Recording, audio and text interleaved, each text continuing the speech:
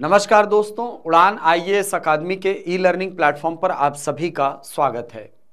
दोस्तों, बहुत सारी ऐसी क्वेरीज आ रही हैं कि सर जो हिंदी व्याख्याता है जो आगामी शिक्षक भर्ती परीक्षा में आपको देखने को मिलने वाला है उसका सिलेबस क्या होगा। तो आपको बता दूं कि ये जो हिंदी व्याख्याता का सिलेबस है ये अभी तक क्लियर नहीं किया गया है, क्योंकि पिछले बार जो भर्ती हुई थी उसमें हिंदी व्याख्याता के पद नहीं थे और इसीलिए हिंदी व्याख्याता का जो सिलेबस है वो आपके सामने व्यापम ने अभी तक जारी नहीं किया है। अब यदि मैं बात करूं कि सर अगर ये एग्जाम होता है, अगर हिंदी व्याख्याता का पद आता है तो उसका सिलेबस क्या रहेगा। तो यदि आप हिंदी व्याख्याता के पद की बात करते हैं तो हिंदी व्याख्याता के पद में जो सिलेबस होगा वो अलग अलग राज्यों के पीजीटी एग्जाम के हिसाब से ही तय होगा। यानी वहां पर जो सिलेबस होता है लगभग वही सिलेबस आपको सीजी व्यापम के एग्जाम में देखने को मिलेगा। यानी हिंदी व्याख्याता का जब एग्जाम लिया जाएगा तो वहां अन्य राज्यों में जो पीजीटी का एग्जाम होता है उसी एग्जाम से लगभग सिमिलर आपका हिंदी व्याख्याता का सिलेबस रहने वाला है। और यदि इस पूरे सिलेबस को आप देखेंगे अलग अलग राज्यों के, अभी मैं बात करूंगा जो यूपी में पीजीटी का एग्जाम होता है उसका सिलेबस क्या होता है, इसके अलावा हिमाचल प्रदेश में जो पीजीटी का एग्जाम होता है उसके सिलेबस पर हम लोग बात करेंगे। इसके अलावा मैं आपको रिकमेंड करूंगा कि आप कम से कम एमपी पीजीटी का सिलेबस एक बार और देख लीजिएगा। एमपी पीजीटी का इसलिए क्योंकि हमारे यहाँ जो अधिकतर सिलेबस डिसाइड होता है वो कहीं ना कहीं यूपी और एमपी के सिलेबस से मैच करता है। थोड़ा बहुत आपको मैच करता हुआ मैक्सिमम जो पॉसिबिलिटी है वो आपको देखने को मिलेगा हिमाचल प्रदेश वाले पीजीटी से। इसलिए मैं आपको एचपी पीजीटी के भी कुछ जो भाग हैं उस पर हम लोग चर्चा करेंगे कि वहां पर कौन कौन से टॉपिक सिलेबस में हैं। इसके अलावा यूपी पीजीटी के सिलेबस पे चर्चा करेंगे और एमपी पीजीटी का जो सिलेबस है उस पर चर्चा करेंगे और ये देखेंगे कि सर सीजी व्यापम यदि सिलेबस जारी करता है या सीजीपीएससी यदि इसका सिलेबस जारी करता है तो वो किन टॉपिक्स को इस सिलेबस के अंतर्गत रखेगा। तो सबसे पहले अगर मैं पीजीटी की बात करूं तो पीजीटी में सिलेबस जो होता है वो लगभग सभी जगह पर आपको ये देखने को मिलेगा कि सिलेबस दो भागों में बटा होता है। एक भाग में प्योरली व्याकरण वाली चीजों को रखा जाता है। इसके अंतर्गत आपके वर्णमाला से लेकर के आपके वाक्य की शुद्धि, इसके अलावा जो व्याकरणिक अशुद्धियां, ये पूरा भाग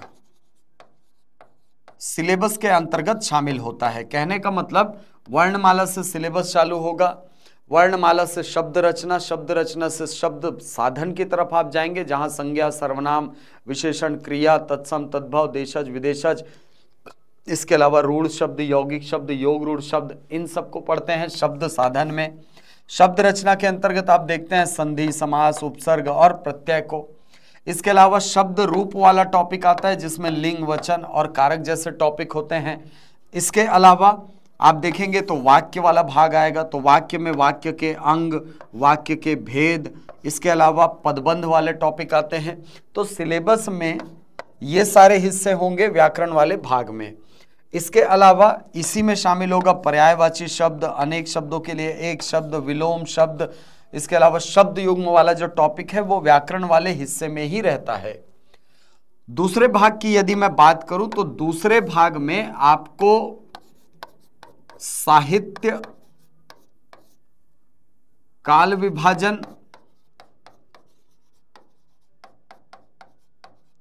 इसके अलावा साहित्यकार, पत्रकारिता, ये वाला हिस्सा दूसरे भाग में रखा जाता है। इसके अलावा इसी भाग में आप भाषा बोध वाले टॉपिक को भी रखते हैं। भाषा बोध कहने का मतलब भाषा क्या है, राजभाषा क्या होती है, राष्ट्रभाषा क्या होती है, संपर्क भाषा, लिंग्वा फ्रैंका किसको बोलते हैं वो आप देखेंगे। इसके अलावा इसी में आप संवैधानिक प्रावधान देखेंगे, भाषाओं के संबंध में भाग 17 के बारे में आपको पढ़ना होगा। इसके अलावा आपको शास्त्रीय भाषा के बारे में पढ़ना होगा। इसके अलावा यदि मैं देखूं तो भाषा बोध वाले टॉपिक में आपको वो सारे टॉपिक पढ़ने होते हैं जो कि एकदम बेसिक भाषा के बारे में आपको जानकारी के रूप में एग्जाम में पूछा जाता है। या इसको अगर एक अलग शब्द में प्रयोग करूं तो जो हिंदी भाषा है उसके मिसलेनियस क्वेश्चन के रूप में जिसको पढ़ते हो आप, वो सारा टॉपिक मैं इसी हिस्से में शामिल कर देता हूं। तो पूरा जो सिलेबस है वो 2 भाग में बटा होगा, एक भाग में व्याकरण वाला और दूसरे भाग में साहित्य, काल विभाजन, साहित्यकार, पत्रकारिता और जो अलग अलग कालखंड है उनकी विशेषताएं, उनके प्रमुख साहित्यकारों के नाम, उनसे संबंधित महत्वपूर्ण फैक्ट, ये सारे आपको पढ़ने होंगे। इसके अलावा यदि मैं साहित्यों की ही बात करता हूं तो साहित्य में आपको और क्या देखने को मिलेगा, साहित्य में कुछ स्पेसिफिक साहित्यों के बारे में और उनकी विधाओं के बारे में आपको पढ़ने के लिए दिया होता है। जैसे अगर मैं बात करूं काव्य विधा की, तो काव्य विधा में जैसे तुलसीदास के उत्तरकांड को बोल देगा, या मीराबाई के कुछ पद दे देगा, कबीर के कुछ पद दे देगा, इसके अलावा रहीम के कुछ पद दे देगा, आपको जो रसखान है उसके कुछ पद दे देगा। इसके अलावा आधुनिक काव्यकारों की यदि आप बात करेंगे तो आधुनिक काव्यकारों में निराला की कुछ पंक्तियां हैं या निराला की कुछ काव्य संग्रह है उनके बारे में बात कर देगा, पंत के कुछ बारे में बात कर देगा। इसके अलावा महादेवी वर्मा की कुछ रचनाएं हैं उनके बारे में बात करेगा। छत्तीसगढ़ में यदि एग्जाम होगा तो मुझे लगता है कि 2-3 साहित्यकार जो हैं वो बहुत महत्वपूर्ण हो जाते हैं आपके लिए, जिसमें एक है मुक्तिबोध, गजानन माधव मुक्तिबोध। इसके अलावा है ना, मुक्तिबोध की कुछ रचनाएं हैं, जैसे एक रचना है उनकी चांद का मुंह टेढ़ा है। इसके अलावा आप देखेंगे तो भूरी भूरी खाक धूल उनकी बहुत फेमस रचना है, तो ये मुक्तिबोध की रचना हो गई। इसके अलावा माखनलाल चतुर्वेदी जी की कुछ रचना है, पुष्प की अभिलाषा वगैरह, तो वो सब आप काव्य के अंतर्गत देखते हैं। इसके अलावा कहानी की विधा आपको मिलेगी, तो कहानी की विधा में आपको बहुत सारे कहानीकारों के नाम लिखे होंगे, उनके स्पेसिफिक कहानियों के नाम लिखे होंगे, ठीक है। इसके अलावा और क्या रहेगा सर, जैसे उपन्यास है तो प्रमुख उपन्यासकारों के बारे में लिखा होगा, जैसे धर्मवीर भारती, अंधा युग, ठीक है, या आपको प्रेमचंद के बारे में दे देगा, गोदान उनकी फेमस रचना है। इसके अलावा और जो उपन्यासकार हैं उनके बारे में, उनके कुछ स्पेसिफिक उपन्यासों के बारे में आपको पढ़ना होगा। जैसे नाटक विधा हो गई, तो नाटक में आप भारतेंदु युग से आरंभ करेंगे तो भारतेंदु युग में भारतेंदु हरिश्चंद्र खुद मिलते हैं। अंधेर नगरी चौपट राजा बड़ी फेमस रचना है, अंधेर नगरी चौपट राजा आपके सिलेबस का हिस्सा होती है। इसके अलावा और बहुत सारे साहित्यकार हैं, बहुत सारे नाटककार हैं, जैसे मोहन राकेश हो गए, उनका नाटक आपको पढ़ना होगा यहाँ पर। तो ये सारी जो विधाएं हैं, इसमें से कुछ कुछ विधा को आपको 110% आपके सिलेबस में शामिल करने वाला है। मतलब ये मान करके चलिए कि लगभग जो सीजी सेट का एग्जाम होता है, सीजी सेट में जो हिंदी का एग्जाम होता है और हिंदी का जो सिलेबस होता है, उस हिंदी के सिलेबस का बहुत बड़ा हिस्सा आपके इस सिलेबस में देखने को मिल सकता है। खासकर एक तो व्याकरण वाला भाग, दूसरा साहित्य में से ये वाला भाग। इस भाग की यदि मैं बात करूं तो ये वाले भाग को अब बहुत जल्द मैं आपको पढ़ाना चालू कर रहा हूं हमारे उड़ान के एप्लीकेशन पर, ठीक। चलिए अब हम थोड़े से सिलेबस पे चर्चा कर लेते हैं यूपी पीजीटी और एचपी पीजीटी के। तो यूपी पीजीटी का यदि आप सिलेबस देखें तो इसमें देखिए साहित्यकारों से ही सीधा इसका सिलेबस चालू होता है। इसमें लिखा है हिंदी साहित्य का इतिहास। अब इसमें आदिकालीन युग की प्रवृत्तियां, इसके अंतर्गत आपको सारे के सारे जो रासो साहित्य हैं, सिद्ध साहित्य हैं, नाथ साहित्य हैं, इसके अलावा आपके जो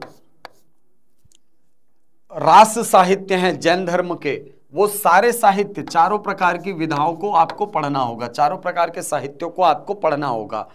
न केवल रचनाकार और रचनाकारों के नाम याद करने हैं, बल्कि कुछ विशेष रचनाकारों के रचनाओं को भी अपने को देखना है। जैसे आप आदिकाल में ही जब नामकरण पढ़ते हैं, है ना, जैसे हिंदी साहित्य का इतिहास पढ़ेंगे तो साहित्य इतिहास के टॉपिक में आचार्य रामचंद्र शुक्ल का जो विभाजन है, आचार्य रामचंद्र शुक्ल का विभाजन है, तो उसमें आदिकाल को वीरगाथा काल कहने के पीछे जिन 12 साहित्यों का उन्होंने आधार लिया है, 12 साहित्य में आपको 4 साहित्य तो बहुत अच्छे से पढ़ना होगा, जिसमें से 3 साहित्य तो विद्यापति के हैं, जिसमें 3 साहित्य विद्यापति के हैं, है ना। एक तो कीर्तिलता है, एक कीर्ति पताका है और एक विद्यापति की पदावली है। ये 3 रचनाएं। इसके अलावा आपको पढ़ना है इसके अंतर्गत अमीर खुसरो की कुछ पहेलियों को, इसी 12 साहित्यों में शामिल है ये अमीर खुसरो के जो पहेलियां है वो। इसके अलावा आपको पृथ्वीराज रासो का कुछ भाग देखना है, रासो साहित्य में पृथ्वीराज रासो आपको देखना है। आल्हा खंड भी है, परमाल रासो जिसके अंतर्गत आप पढ़ते हैं, वो भी इस सिलेबस के अंतर्गत आता है, यानी इस 12 काव्यों के अंतर्गत आता है। तो इसको अपने को जानना है कि रासो साहित्य क्या होता है, रास साहित्य क्या होता है, नाथ साहित्य क्या होता है, सिद्ध साहित्य क्या होता है, कैसे जो धार्मिक प्रवृत्तियां हैं वो इतिहास के स्वरूप को प्रभावित करती हैं, कैसे आप ये बताते हैं कि सर जो साहित्य होते हैं वो समाज को प्रभावित करते हैं, एक दूसरे पर कैसे ये आश्रित होते हैं। तो आदिकालीन साहित्य से ये सिलेबस चालू होता है। इसके बाद भक्ति काल, भक्ति काल में आपको संत काव्य देखना है और सूफी काव्य, इसके अलावा राम भक्ति और कृष्ण भक्ति काव्य, मतलब भक्ति काल पूरा पढ़ना है आपको। और इसके अंतर्गत संत काव्यों की बात करें तो यहाँ कबीरदास और मलूकदास की कुछ रचनाएं देखनी है आपको, क्योंकि ये संत काव्यों के अंतर्गत आते हैं, कबीरदास और मलूकदास। इसके अलावा सूफी काव्यों की यदि हम बात करें तो यहां पर आपको पद्मावत देखना है, मलिक मोहम्मद जायसी की पद्मावत आपको पढ़ना है। इसके अलावा राम भक्ति काव्य में सबसे बड़ा नाम आता है तुलसीदास जी का। इसके अलावा रामचंद्रिका आपको पढ़नी है, रामचंद्रिका का कुछ हिस्सा पढ़ना है, रामचंद्रिका और रामचरितमानस। और रामचरितमानस में भी अगर आप कहेंगे तो एकदम स्पेसिफिकली मैं लेकर के जाऊं आपको, तो ये कहीं ना कहीं उत्तरकांड से क्वेश्चन उठाता है। आप पुराने क्वेश्चन देखेंगे तो आपको पता चलेगा उत्तरकांड से क्वेश्चन उठा करके देता है। इसके अलावा कृष्ण भक्ति शाखा में तो 3 साहित्यकार बहुत फेमस हैं। एक नाम मिलेगा आपको मीराबाई का, एक नाम मिलेगा सूरदास का और एक नाम मिलेगा रसखान का। ये तीनों साहित्यकारों के साहित्य आपके लिए जरूरी हैं पढ़ना। इसके बाद रीति काव्य धारा, रीति काव्य धारा में तीनों प्रकार के जो साहित्य हैं, रीतिबद्ध, सिद्ध, मुक्त, तीनों ये आपके लिए महत्वपूर्ण है, क्योंकि यहां से आपको बिहारी को भी पढ़ना है, घनानंद को भी पढ़ना है। इसके अलावा जो शिवराज भूषण लिखा है कवि, है ना, उसको पढ़ना है। तो बहुत सारे रचनाकार, भूषण कवि, उनके बारे में देखना है।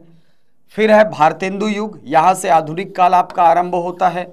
आधुनिक काल के अंतर्गत भारतेंदु युग पढ़ना है। इस काल की प्रमुख प्रवृत्ति को पढ़ना है। इसमें आपको आचार्य जो भारतेंदु हैं, है ना, आचार्य भारतेंदु, तो भारतेंदु हरिश्चंद्र के कुछ प्रमुख नाटकों पर आपको चर्चा करनी है, जिसमें मैंने अभी आपको थोड़ी देर पहले नाम बताया, अंधेर नगरी चौपट राजा। ये क्वेश्चन आया हुआ है ना, अंधेर नगरी चौपट राजा का। गोवर्धन दास से क्वेश्चन कर देगा, नारायण दास से क्वेश्चन कर देगा। तो ऐसे क्वेश्चन जो है वो भारतेंदु युग के नाटकों से ज्यादा पूछे जाते हैं। इसके बाद द्विवेदी युग है। आचार्य द्विवेदी, महावीर प्रसाद द्विवेदी के नाम पर नामकरण हुआ है। तो आचार्य द्विवेदी काल की प्रमुख रचनाओं को देखना है। छायावाद के जो 4 प्रमुख आधार स्तंभ हैं, यानी जयशंकर प्रसाद, पंत, निराला, महादेवी वर्मा, इन चारों के साहित्यों को आपको देखना है। इसमें भी पंत की कुछ रचनाएं हैं जो आपको पढ़ना है। इसके अलावा जो अपने निराला जी हैं, उनकी रचना बहुत फेमस है। एक क्वेश्चन जहां से आता है वो है राम की शक्ति पूजा, एग्जाम के लिए बहुत जरूरी है, उसको भी पढ़ना बहुत जरूरी है सर। प्रगतिवाद की बात करें तो प्रगतिवाद में आपको कुछ साहित्यकार मिलेंगे, लेकिन यहां से क्वेश्चन जो है वो इसकी प्रवृत्ति से ज्यादा आते हैं। आप प्रगतिवाद के क्वेश्चन देखेंगे तो इसके प्रवृत्ति पर आधारित क्वेश्चन बहुत ज्यादा आते हैं, जिसको आप पलायनवाद के नाम से जानते हैं। तो वहां से क्वेश्चन आता है। यहां से नई कविता के दौर में आपको हरिवंश राय बच्चन वगैरह जो प्रमुख काव्यधारा के कवि हैं उनको पढ़ना है, धर्मवीर भारती हैं उनको पढ़ना है, कनुप्रिया उनकी बड़ी फेमस रचना है, अंधा युग उनकी बड़ी फेमस रचना है। आपको धर्मवीर भारती के साथ नरेश मेहता को पढ़ना है ना, जो गिरीश चंद्र माथुर हैं उनको आपको पढ़ना है। तो अलग अलग साहित्यकार आपको मिलेंगे, भवानी प्रसाद मिश्र मिलेंगे आपको, सतपुड़ा के घने जंगल, ऊँघते अनमने जंगल। तो ये साहित्यकारों को आपको पहले चरण में ही देख लेना है। और मैंने आपको बताया कि ये जो सिलेबस होता है ये ऐसे ही बटा होता है।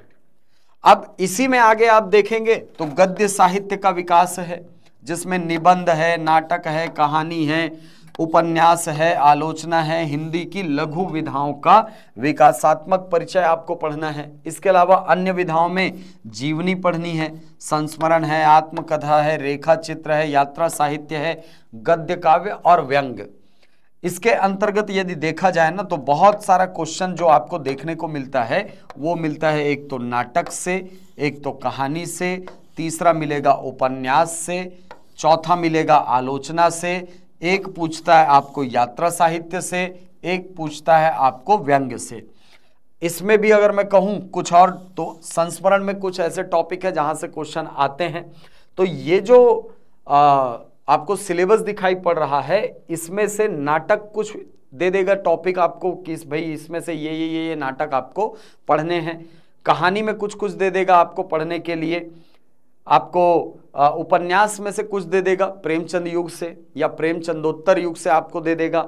आलोचना से भी आपको कुछ विशेष आलोचनात्मक ग्रंथों को पढ़ने के लिए बोलेगा। यात्रा साहित्य हो गया, जैसे चंद्रदेव से मेरी बातें है ना, जो बंगबाला की रचना है वहां से क्वेश्चन आता है। व्यंग की रचना है, संस्मरण आपको पढ़ने हैं। इसके बाद काव्य शास्त्र, काव्य शास्त्र के अंतर्गत देखा जाए तो इसमें मेनली देखा जाता है काव्य शास्त्र में रस, छंद और अलंकार को। इसके अलावा जो प्रमुख संप्रदाय होते हैं काव्य शास्त्र के वो आपको देखना है। तो रस है, छंद है, अलंकार है ना। इसके अलावा काव्य गुण है, काव्य दोष है, शब्द शक्तियां हैं, तीनों प्रकार की शब्द शक्तियां पढ़नी है। अब भाषा विज्ञान जब आप देखते हैं तो हिंदी की उपभाषाएं, जो 5 प्रकार की उपभाषाएं हैं, 5 उपभाषाएं, राजस्थानी हिंदी, बिहारी हिंदी, पूर्वी हिंदी, पश्चिमी हिंदी, पहाड़ी हिंदी, इन 5 उपभाषाओं की विशेषताएं आपको पढ़नी है। क्यों सर? क्योंकि यहां से क्वेश्चन बनता है कि पश्चिमी हिंदी की प्रमुख विशेषताओं में शामिल नहीं है ऐसा। विभाषाएं किसको कहा जाता है, बोलियां क्या होती हैं, इन दोनों में डिफरेंस क्या होता है, हिंदी शब्द संपदा कैसी है सर, हिंदी की जो ध्वनियां हैं वो कैसी हैं, क्योंकि हिंदी में ध्वनियों का बहुत महत्व है। हिंदी ध्वनि मूलक भाषा है और इसीलिए हमारी भाषा में ध्वनियों का बहुत महत्व है। और आपने देखा भी होगा, सुना भी होगा, वर्ण विन्यास की प्रैक्टिस भी की होगी। और वर्ण विन्यास की जब आप प्रैक्टिस करते हैं तो वहां एक लाइन साफ बोला जाता है कि सर हिंदी चूंकि ध्वनि मूलक भाषा है इसीलिए जिस क्रम में वर्णों का उच्चारण होगा उसी क्रम में वर्णों का विन्यास भी होगा। तो ध्वनि मूलकता हमारी भाषा में हिंदी की होती है, इसीलिए हिंदी में ध्वनियों का बहुत ज्यादा महत्व है। अगला है व्याकरण। तो व्याकरण में बहुत सामान्य है, हिंदी की वर्तनी, संधि, समास, लिंग वचन कारक, विराम चिन्ह, पर्यायवाची, विलोम, वाक्यांश के लिए एक शब्द, वाक्य शुद्धि, मुहावरे, लोकोक्तियां, ये सब है। आप यूपी के सिलेबस में देखोगे ना तो एक विशेष चीज आपको ये देखने को मिलता है सर कि इसमें संस्कृत के कुछ कुछ साहित्यों को शामिल किया जाता है, जैसे भास हो गए, दंडी हो गए, माघ हो गए, आपके कालिदास हो गए, इनकी रचनाओं को इसमें शामिल किया जाता है। और स्टेटमेंट डायरेक्ट उठा करके वहां पर पूछ दिया जाता है, जैसे पूछ देता है कि शब्दार्थो काव्य गुणम किसकी रचना है या किसके काव्य ग्रंथ से लिखा गया है, या बोल देगा रसात्मकम वाक्यम काव्यम किस साहित्यकार की रचना है, किस साहित्यकार का कथन है। ये सब कथन यहाँ यूपी वाले पीजीटी में आपको मिलता है। छत्तीसगढ़ में ये शायद ही आपके सिलेबस में देखने को मिलेगा। ऐसा क्यों? ऐसा इसलिए क्योंकि इसको यदि शामिल करेगा भी तो वो शामिल करेगा संस्कृत के सिलेबस में, ध्यान दीजिएगा। इसको हिंदी के सिलेबस में वो शामिल नहीं करने वाला। इसको शामिल करेगा भी तो वो संस्कृत के सिलेबस में शामिल करेगा, क्योंकि हिंदी के जितने भी एग्जाम जो पर्टिकुलर हिंदी से संबंधित होते जैसे सीजी सेट वगैरह, उसमें इसके सिलेबस को शामिल नहीं किया जाता। हाँ, काव्य जो शास्त्र है, यहाँ के प्रमुख संप्रदायों की बात जरूर होती है हमारे यहाँ। जैसे आचार्य मम्मट को आप पढ़ते हैं, आचार्य मम्मट को आप देखते हैं, इसके अंतर्गत आचार्य लोलक को आप देखते हैं, ठीक है, बहुत सारे आचार्यों को आप इसके अंतर्गत पढ़ते हैं। अब आगे यदि हम सिलेबस देखें तो ये यूपी पीजीटी का सिलेबस केवल इतना है, दिखने में कम है लेकिन बहुत गहराई में जाकर के पूछता है। क्यों? और आप ये बोल भी नहीं सकते कि सर ये सिलेबस के बाहर है, क्योंकि अगर नाटक में कोई उटपटांग शब्द पूछ दिया या उटपटांग नाटक पूछ दिया तो आप बोल ही नहीं सकते कि सर ये बाहर है, क्योंकि एक शब्द में लिख दिया है नाटक पूरा पढ़ना है, कविता पूरा पढ़ना है, कहानी पूरा पढ़ना है, संस्मरण पूरा पढ़ना है, आपको एक लाइन में लिख करके यहां पर दे दिया है। ठीक, अब यदि हम एचपी पीजीटी की बात करें, हिमाचल प्रदेश पीजीटी की यदि हम बात करें तो सिलेबस कई छोटे छोटे भागों में बटा है। जैसे सबसे पहले भाग में हिंदी साहित्य का इतिहास, अब इसको यदि देखें तो ये भी कई खंडों में बटा है, प्राचीन और मध्यकालीन हिंदी साहित्य इतिहास। इसमें आप देखोगे तो हिंदी साहित्य इतिहास लेखन की परंपरा आपको पढ़नी है, मतलब आपको इसको चालू करना पड़ेगा सर। जैसे हम पद्य लेखन की प्रारंभ करते हैं या इसको कहें कि इतिहास लेखन के यदि प्रारंभ की बात करते हैं तो गारसा दत्त आस्सी से चालू करके अलग अलग साहित्यकारों का विभाजन हमको पढ़ना पड़ेगा। अलग अलग साहित्यकारों ने जो विभाजन की पद्धतियां दी हैं उनको पढ़ना पड़ेगा। जो चारों प्रकार के विभाजन की पद्धतियां होती हैं इतिहास लेखन की, यानी आप पढ़ते हैं उसमें काल क्रमानुसार, वर्णानुक्रमानुसार, इसके अलावा आप पढ़ते हैं विधेयवादी पद्धति और वैज्ञानिक पद्धति, चारों पद्धतियों को आपको इसके अंतर्गत पढ़ना होगा। इसके बाद हिंदी साहित्य का काल विभाजन और नामकरण, तो इसमें अलग अलग साहित्यकारों का काल विभाजन हमको देखना है। जैसे आचार्य रामचंद्र शुक्ल का विभाजन आपको देखना है, ग्रियर्सन का विभाजन आपको देखना है, इसके अलावा आपको आचार्य हजारी प्रसाद द्विवेदी का विभाजन देखना है, मिश्र बंधुओं का काल विभाजन देखना है, आपको इसी में गणपति चंद्र गुप्त का विभाजन देखना है। तो अलग अलग साहित्यकारों के द्वारा जो विभाजन, राम कुमार वर्मा, डॉक्टर राम कुमार वर्मा का विभाजन देखना है। तो अलग अलग साहित्यकारों के द्वारा जो काल विभाजन प्रस्तुत किया गया है वो पूरा काल विभाजन अपने को देखना है। कब से कब तक था, क्या काव्य की प्रवृत्ति रही है, किसके आधार पर उन्होंने विभाजित किया है, ये सारा चीज आपको पढ़ना है। ये होने के बाद एक छोटा सा टॉपिक आपका बचेगा इतिहास दर्शन। इतिहास दर्शन आपको पढ़ना होगा, छोटा सा टॉपिक है। हालांकि यहां से क्वेश्चन बहुत ज्यादा नहीं आते, लेकिन एक आध क्वेश्चन तो आता है सर। बहुत ज्यादा क्वेश्चन नहीं आते, लेकिन एक आध क्वेश्चन आपको एग्जाम में मिलेगा। इसके बाद आदिकाल की पृष्ठभूमि और प्रमुख साहित्यिक प्रवृत्तियां, आदिकालीन सिद्ध और नाथ साहित्य, प्रमुख कवि और रचनाएं, फिर रासो काव्य है, प्रमुख प्रवृत्तियां, रचनाएं और जैन साहित्य जिनको आप रास साहित्य बोलते हैं, ये सारे के सारे आपको पढ़ने हैं। इसमें अमीर खुसरो को एकदम हाईलाइट कर दिया है कि अमीर खुसरो की हिंदी कविताएं आपको पढ़नी है। ठीक, तो ये आदिकाल के बारे में बताया गया है। आदिकाल में फिर से मैं नहीं बताऊंगा। आदिकाल के अंतर्गत आपको चारों प्रकार के साहित्यों को पढ़ना है। जो मैंने यहां पर आपको बताया ना, ये चारों प्रकार के साहित्य, आदिकालीन साहित्य की प्रवृत्तियां, ये वही है सर। अब आगे बढ़े तो आपको मिलेगा यहाँ पे भक्ति काल यानी पूर्व मध्य काल। इसमें भी वही सारी चीजें हैं जिसमें आपको संत काव्य परंपरा, सूफी काव्य परंपरा, राम काव्य परंपरा, कृष्ण काव्य परंपरा, तो चारों प्रकार के साहित्यों को देखना है। कवि और रचनाएं बोल रहे हैं, मतलब ये भी आपको सिलेबस में दिखता है। इसके बाद रीति काल या उत्तर मध्य काल में आपको सांस्कृतिक, सामाजिक सांस्कृतिक पृष्ठभूमि देखना है, क्योंकि ये सामंती काल है।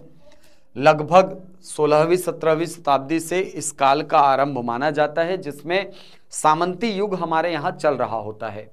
और सामंती जो कवि थे वो अपने जो आश्रयदाता राजा थे उनकी प्रशंसा में बहुत सारे काव्यों की रचना किए हैं।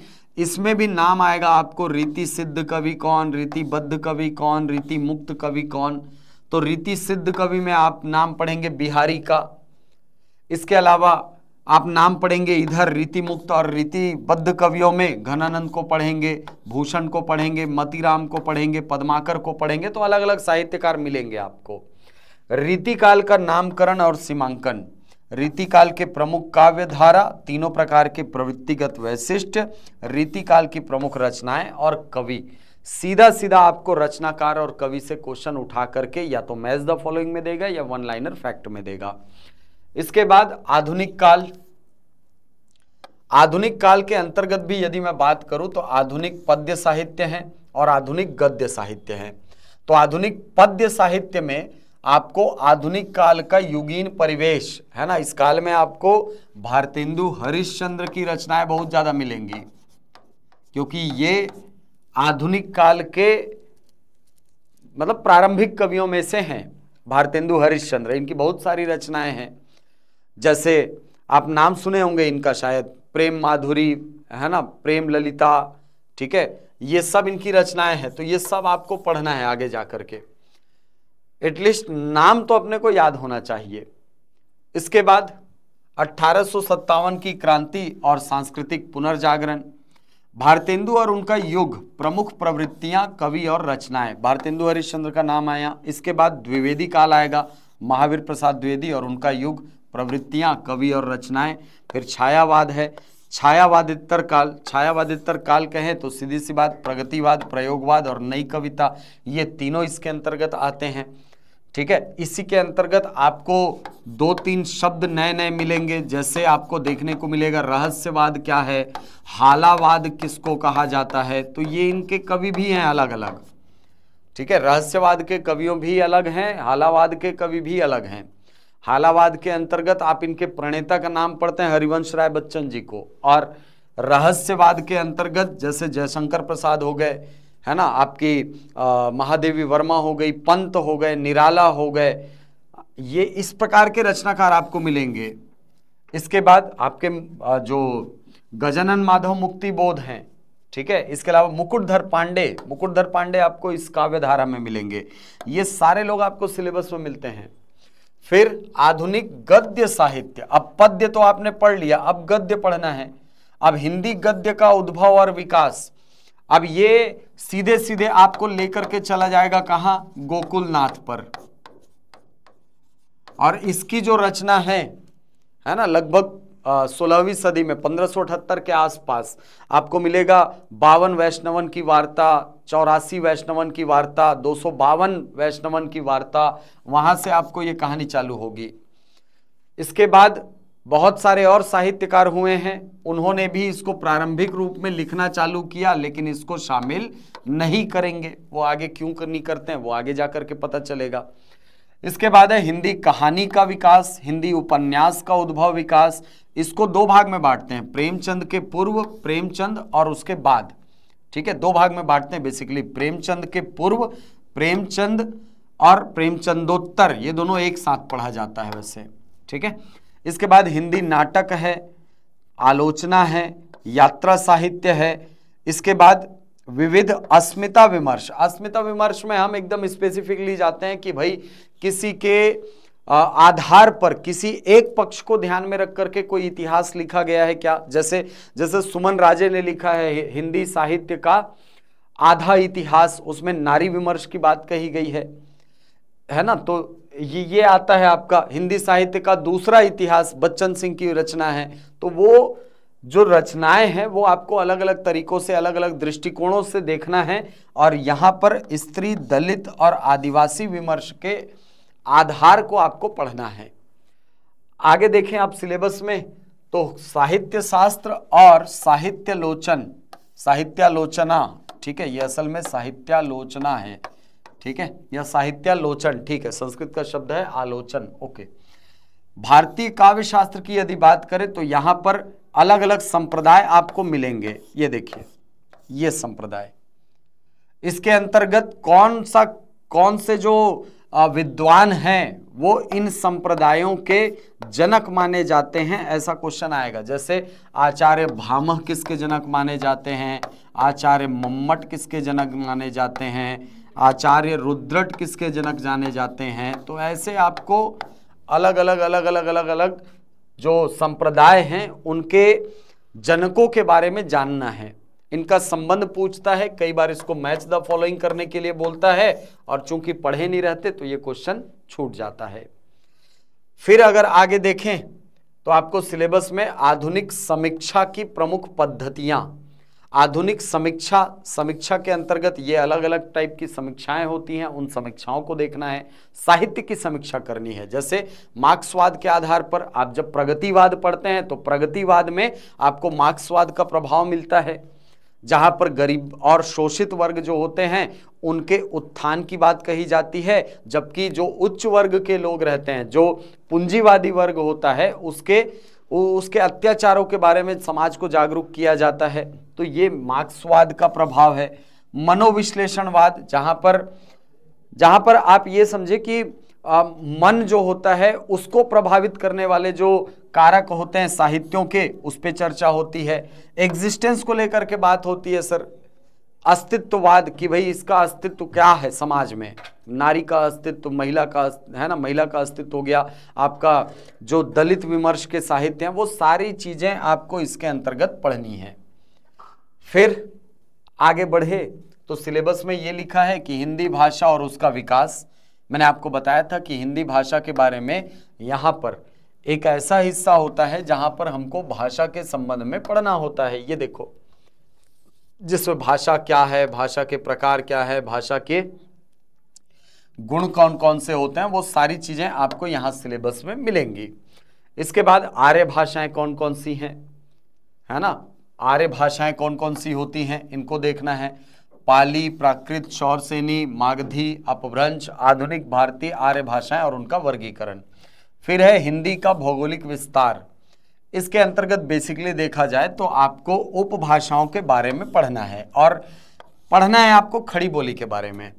खड़ी बोली के बारे में इसलिए यहाँ पर पढ़ाया जाता है क्योंकि खड़ी बोली हिंदी का मानक स्वरूप मानी जाती है। यानी हमारे यहाँ शब्दों को लिखने का, वर्णों को उच्चारित करने का जो ढंग है, जो एक्चुअल उच्चारण है, वो सब हमने कहाँ से लिया है, खड़ी बोली से लिया है। इसके बाद ब्रज और अवधि की विशेषताएं, ये दोनों पढ़ना है। ये इसलिए पढ़ाया जाता है क्योंकि आपके बहुत सारे हिंदी की साहित्य समृद्धि को यदि देखेंगे तो उसमें ब्रज और अवधि का बहुत महत्वपूर्ण स्थान है। जैसे अगर आप भारतेंदु हरिश्चंद्र की बात करें तो आरंभिक रचनाएं उनकी भी ब्रज भाषा में है, और मध्यकालीन साहित्यों को देखेंगे तो मध्यकालीन साहित्य मैक्सिमम आपको मिलेंगे अवधि भाषा में। हालांकि उसमें ब्रज भाषा के भी साहित्य हैं, मीराबाई मिलती हैं, सूरदास मिलते हैं, रसखान मिलते हैं, वो ब्रज भाषा वाले हैं। लेकिन आपकी रामचंद्रिका हो गई, आपके रामचरितमानस जैसी रचनाएं हो गई, वो सब के सब आपको अवधि भाषा में मिलती हैं। हिंदी के विविध रूप, हिंदी है, उर्दू है, दक्खनी है, हिंदुस्तानी भाषा है। हिंदुस्तानी के अंतर्गत आप पढ़ेंगे आगे जा करके, ठीक है, हिंदुस्तानी भाषा कहा गया है। हिंदी जो पुरानी हिंदी है उसको हिंदुस्तानी भाषा कहा गया है।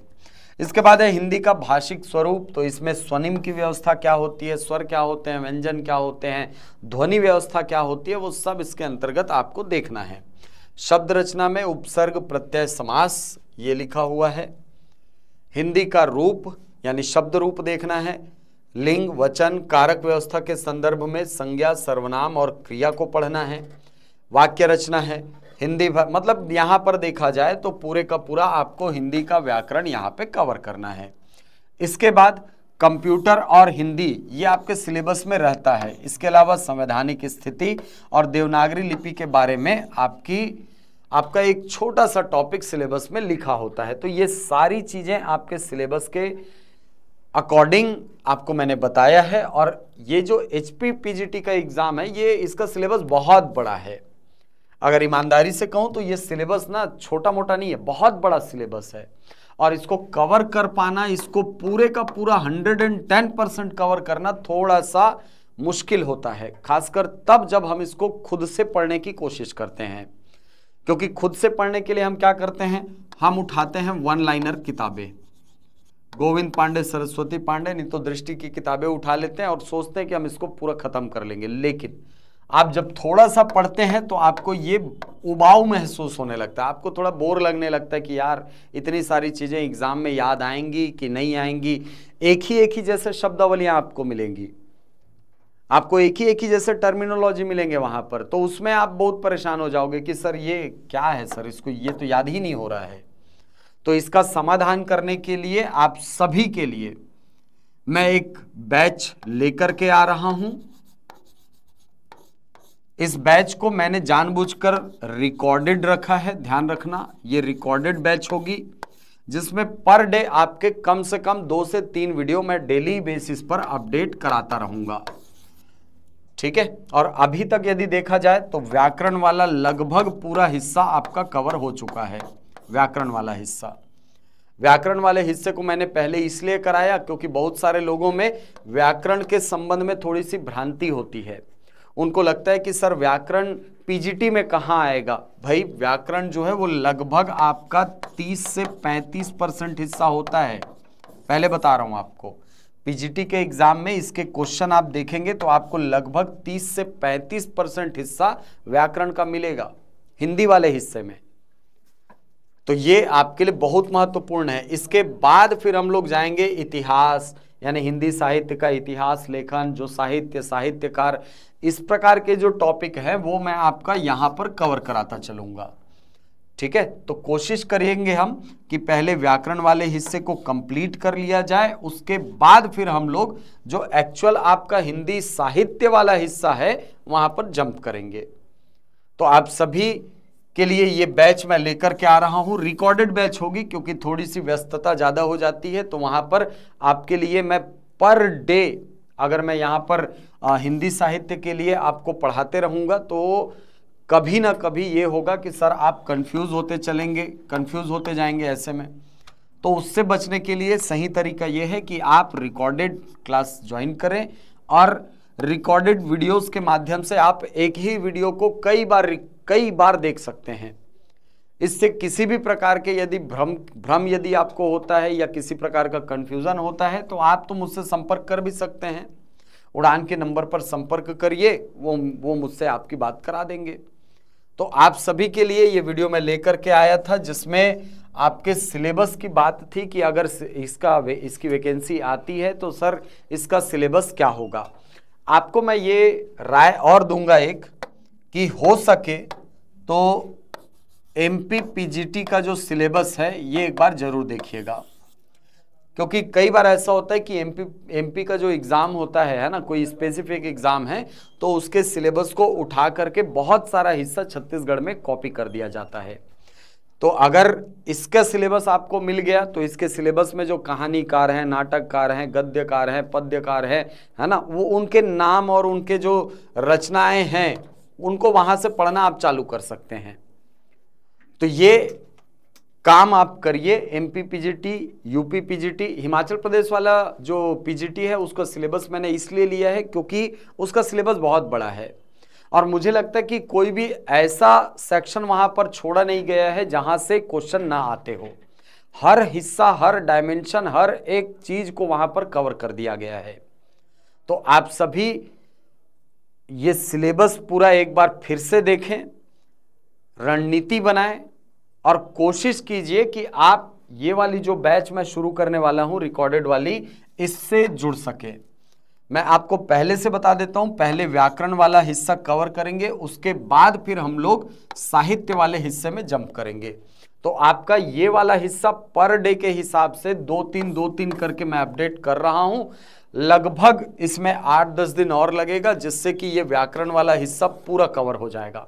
उसके बाद फिर इतिहास वाला हिस्सा मैं चालू करूंगा, यानी हिंदी साहित्य का इतिहास लेखन की परंपरा से चालू करेंगे। अलग अलग जो इतिहास लेखन की विधाएं हैं, जिसमें 4 विधाएं आप पढ़ते हैं, कालक्रमानुसार जो पद्धति होती है, वर्णानुक्रम की जो पद्धति होती है, इसके अलावा वैज्ञानिक पद्धति आप पढ़ेंगे, विधेयवादी, चारों प्रकार की जो पद्धतियां हैं इतिहास लेखन की, वो मैं आपको यहाँ पर पढ़ाऊंगा।